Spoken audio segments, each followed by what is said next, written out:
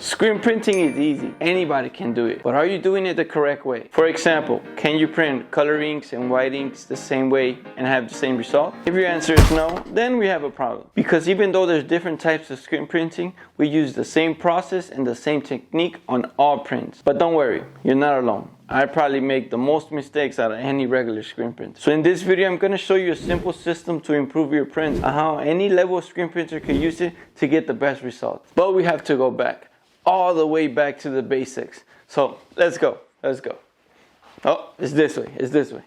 All right, we're gonna start with a very critical step. A slip up here can cause so many problems into the process that you won't notice it until it's too late. And it's super simple. Clean your screens properly. Whether your screens are brand new or you're just reclaiming them, make sure you degrease them front and back. It's gonna help you remove most of the dust, the dirt, the oil. On top of that, it's gonna eliminate the possibility of getting pinhole. And most importantly, it's gonna help your emulsion adhere properly. But we're still not done. After we did all this hard work of cleaning our screens, we gotta let them dry. So to speed up the process, I put them in front of a fan and let them sit there for around 30 minutes. Note this, we're still in the critical stage. Even though our screens are clean, they're still in the open, which means they're still exposed to dust and dirt. So this is what I do.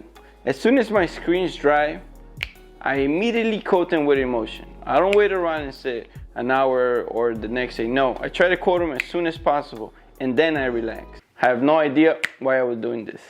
And just in case if you didn't know, I have around 5 years of screen printing experience. So I believe this might be the best way to coat your screen. I love the emulsion that I use because it already comes prepared. I don't have to mix it or anything. It's called Chromo Blue Photopolymer and I do highly recommend it. And the first thing that I don't do is touch the mesh with my dirty hands. That's a no-no. And just so we all could be in the same page, I work with regular standard screens, 24 times 20 inches, and my scoop quarter is a 16-inch scoop quarter. All right, and this is how I quote my screens.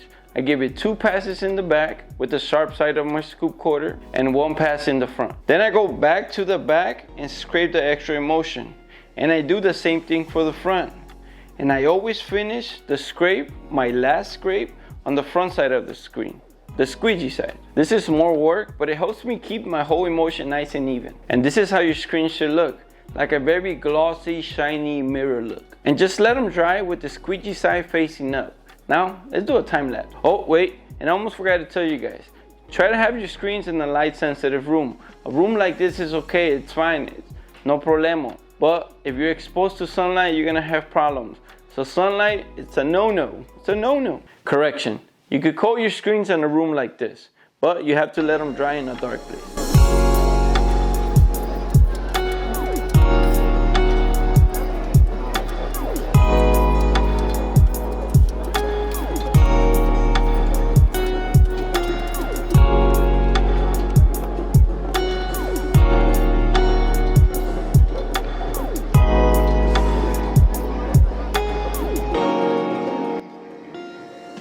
So I just show you how to prepare your screens. Now, this is actually where the process begins. So pay close attention to this because things get a little tricky here. I said this in the beginning. We use the same process and the same technique on all prints. That's a fact. But things change during the setup because every project is different. So this is what I look at first. What design am I printing? What ink am I using? And what garment am I printing on? This is gonna help me pick the right mesh for the right project. So as you can see, we're printing a bold design on a black t-shirt with white ink. So the best mesh count for this project will be a 110 or a 156. But since we're gonna use print flash print, I'm gonna go with a 156. So my design won't feel super heavy. If you don't know what's print flash print, it's where you print your ink, you flash it, which is drying your ink, and then you print over it again. So it's print, flash, print. All right, let me show you a little trick on how to prep your artwork. But first, you want to make sure that your design is in a vectorized format. It is the best format for screen print. And it's a one color design, so we really don't have to prep nothing. But it's 2 little things that make a huge difference when printing. First, your registration marks. You may think that they're not important, but they play a huge role when it comes to lining up your screens to your press. Try to make them small. It's gonna help so much when you have to register your screens. On top of that, when you have to cover them with tape before printing, it's super easy. Second, since we're print flash printing, sometimes that technique can cover up the small details on the design. So to avoid that, I like to undercut the design. just by a hairline. Because when you're printing, the ink usually spreads on the t-shirt, and when you add another layer of ink, it spreads even more. So this kind of helps you keep most of the detail in there. On top of that, when you're printing, there's times where you add a little bit of extra pressure onto the print, which spreads the ink even more. So this kind of helps you not lose all the detail, if that makes any type of sense. I hope it does. And if you guys want to learn more, I did a beginner level color separation video that I'm going to attach up here that's connected to this, if you guys want to go check it out.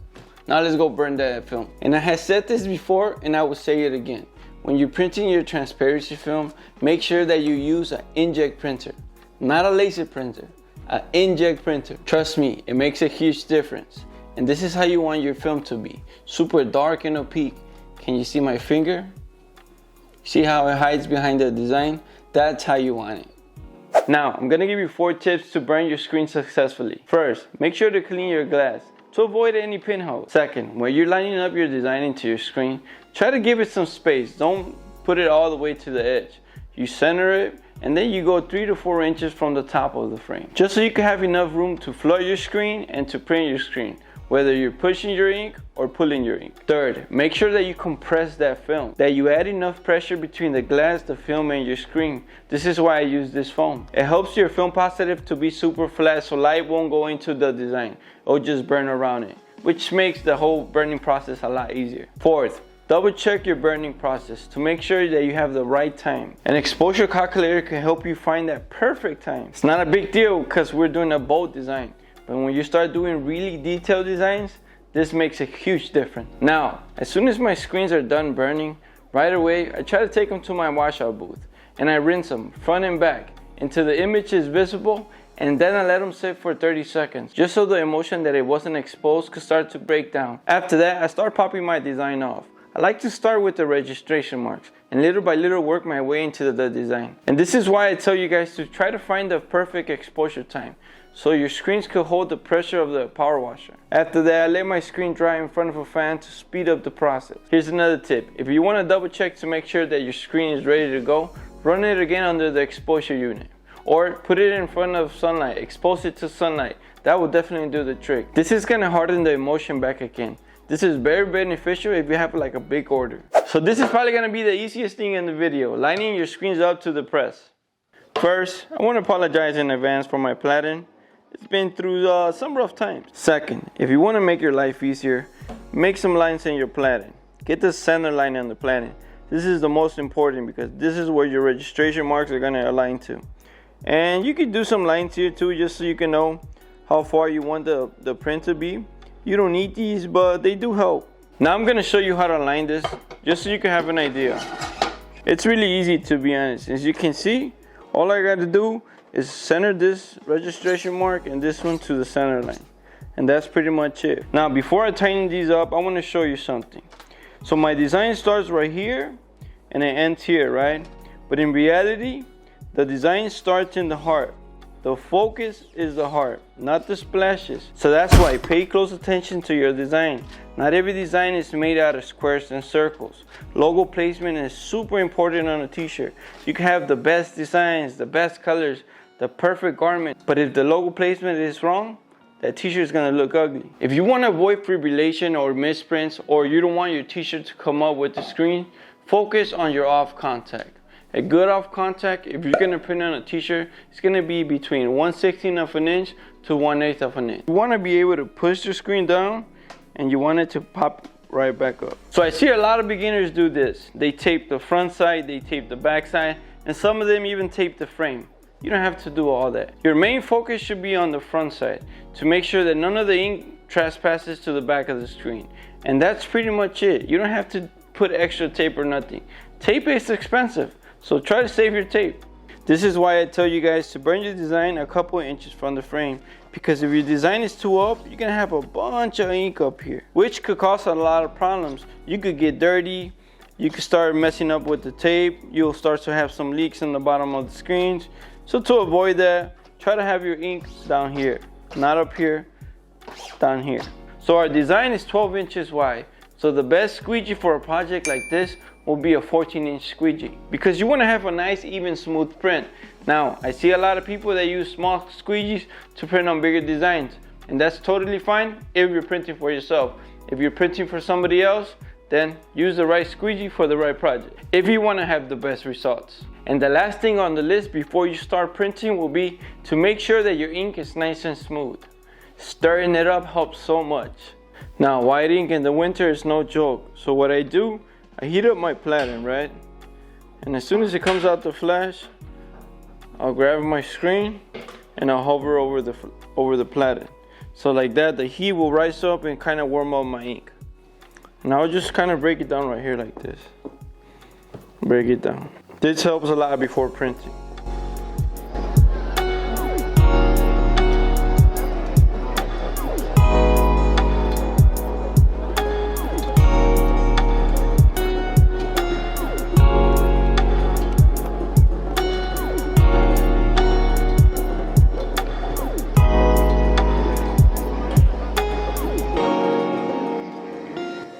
So my test run came out fantastic. So now we're gonna cover the registration marks and we're gonna start production. All right, so I'm gonna walk you guys through my first print. The first thing you wanna do, you wanna make sure that you heat up your platen.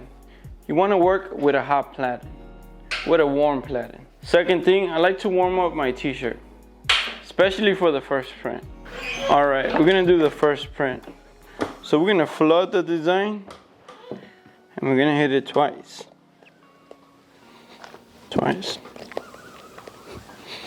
We're gonna hit it 3 times for good luck.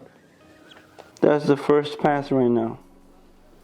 As you can see, it's kind of transparent. You can see the t-shirt behind it. But wait till we hit it again. Here's another thing. You wanna flash it just enough where the ink dries. You don't wanna cure that ink, because if you start curing it, you will start having fibrillation, because you overcook the underbase. So the fibers underneath the underbase kind of burn up and roll up, and that's how you start having fibrillation. Let's do the second pass. Second pass.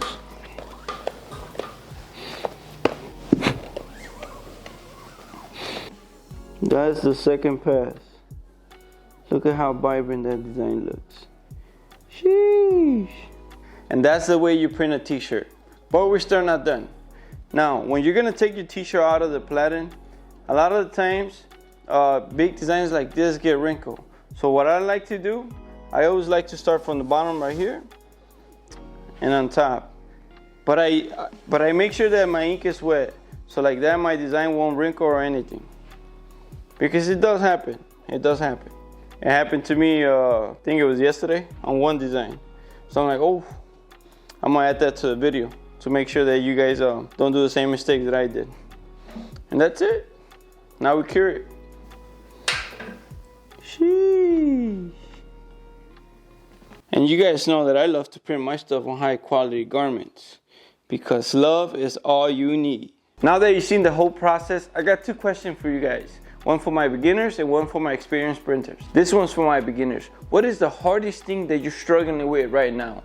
Please let me know in the comments, just so I can know what videos to create to help you guys. For my experienced printers, you've seen my system, you've seen my checklist. Now, I need your help. What can I do to improve it, to make it better? Because 2 heads think better than 1. 3 heads think better than 1. Now imagine 100 heads working together. We could all create something so beautiful, because unity is power. Now, if you guys want to know about screen printing equipment to start your t-shirt business, I would recommend to check this video. Once again, thank you so much for the love and the support. Have a beautiful day, and God bless you all. God bless you all.